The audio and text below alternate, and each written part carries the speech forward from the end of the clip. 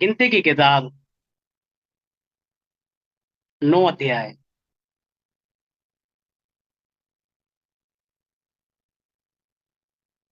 उसका 6 पद में लिखा है, परंतु कुछ लोग एक मनुष्य के शव के कारण, यहाँ पे फसह का पर्व उनको मनाना था। ठीक है। और फसह मतलब यीशु मसीह को दिखाता है कि जिस तरह से इजरायलियों ने एक मेमने को वध किया था, कि हमारे लिए यीशु मसीह वध हुआ, कि ये लोग किसी क्या है कि एक शव के कारण, एक मनुष्य के शव के कारण के द्वारा अशुद्ध होने के कारण उस दिन फसह को न मना सके।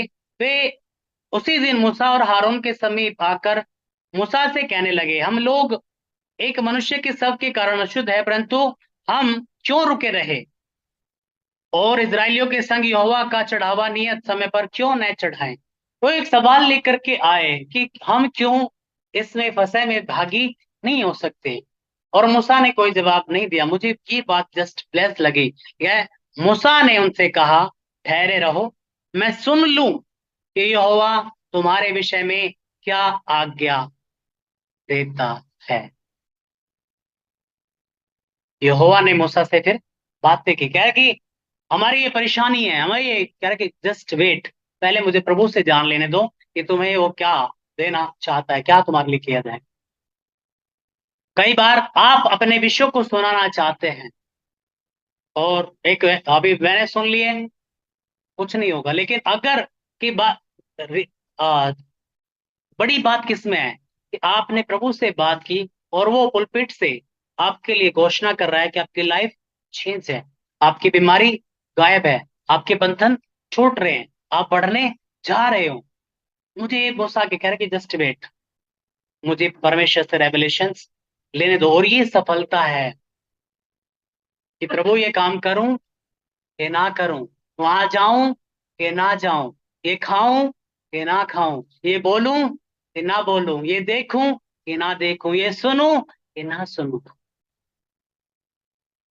जब आप ये डिसिप्लिन में हो, ये बहुत सारी बातें आप कान सुन रहे हो, सुन रहे हो, सुन रहे हो, आपके विश्वास को घटाने वाली बात है, आपको प्रभु से दूर ले जाने वाली बात है।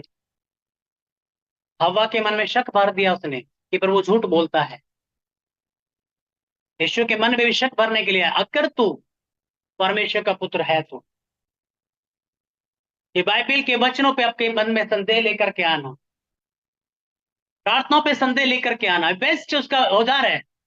परमेश्वर ने कहा, जब जब पतरस डूबने लगा, कि हे अल्पविश्वासी, तूने संदेह क्यों किया, तूने मेरे वर्ड पे विश्वास क्यों नहीं किया। मैं कह रहा हूं, तू आ तो आ, मेरे कोड़े खाने से तो चंगा हो चुका है। आमीन।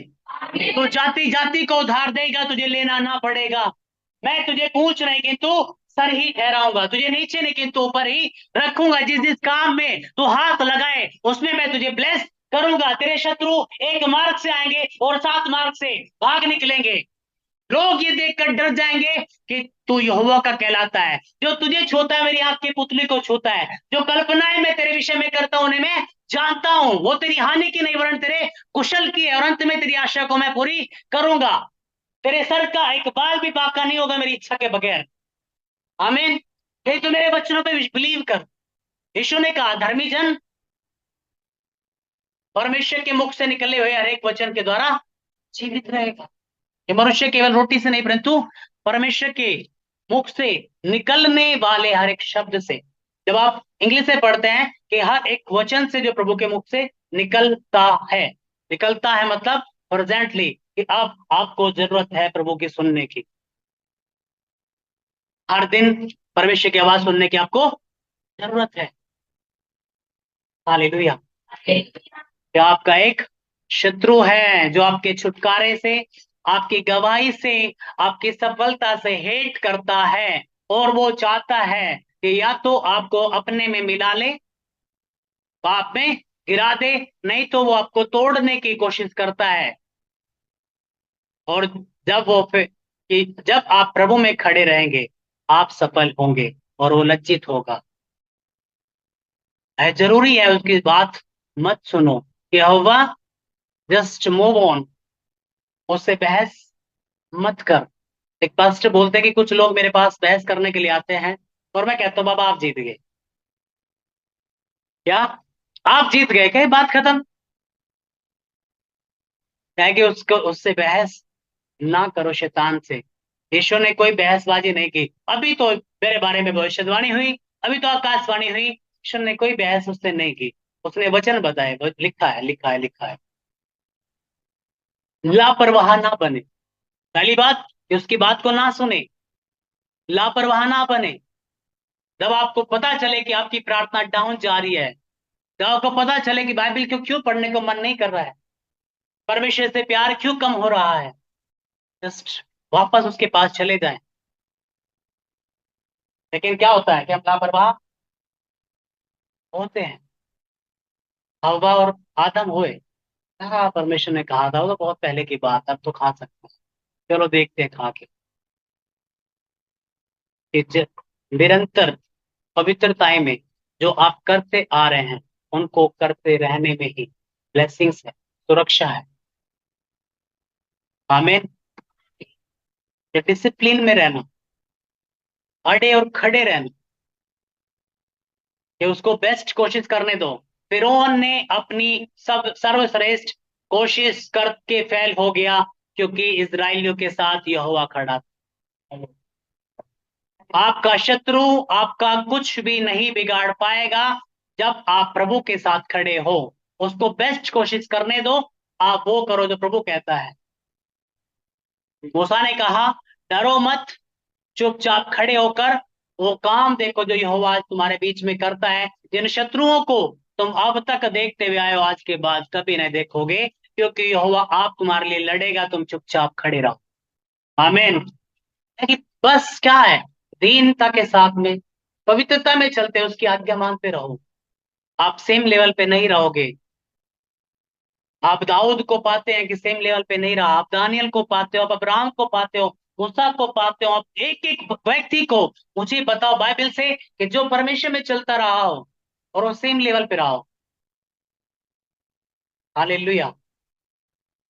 कुछ लोग है ना कि साउल के जब पास जब सक्सेस आई, वो केयरलेस हो गया और गिरा, और खुद तो गिरा गिरा, अपने परिवार को भी ले डूबा। कि जब आप प्रभु में बढ़ते हैं, आप केवल खुद नहीं बढ़ रहे हैं, आपके कारण और लोग भी ब्लेस होने जा रहे हैं।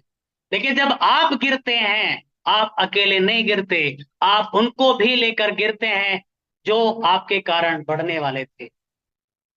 आदम, जब तूने पाप किया तो अकेला पनिश नहीं हुआ, तेरी पीढ़ियां कर्ज के नीचे आ गई। समझ आ रहा है कि जब आप पाप करते हैं, आप ही नहीं गिरते, और भी आपके साथ गिरते हैं। कह रहे जब इंजन का एक्सीडेंट होगा तो डब्बे क्या, इंजन में तो जस्ट एक चालक रहता है, डब्बे तो भरे हुए रहते हैं। अभी कई जगह पे एक्सीडेंट हुआ, हजारों लोग मर गए। किसकी गलती से? डब्बों की गलती से, इंजन की। क्या आप लीडर्स हैं तो ये कहा है कि तुम जगत की ज्योति हो, और ज्योति यदि अंधेरे में रहेगी तो किसे प्रकाश मिलेगा? तुम पृथ्वी के नमक हो, यानी कि जब तुम में स्वाद नहीं रहेगा तो किसको स्वादिष्ट करोगे?